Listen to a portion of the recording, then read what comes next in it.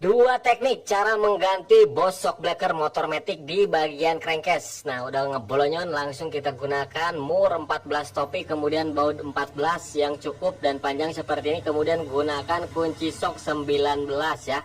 Nah, pakai baut ya dan mur seperti ini. Langsung kita proses tracker. Jadi dengan mur topi itu, mur topi 14 ataupun M10 itu pas banget ya guys.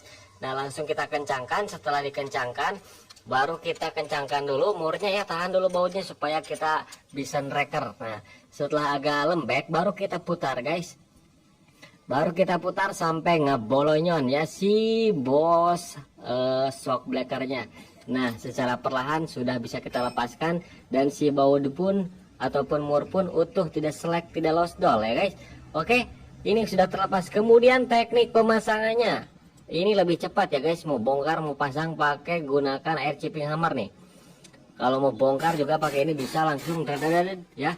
Kebongkar, pasangnya juga jadi prosesnya cepat, tapi nggak semua punya kan ya. Jadi teman-teman bisa gunakan baut saja, murah meriah, beli baut goceng, bisa mentracker. Cara ini pun aman dilakukan.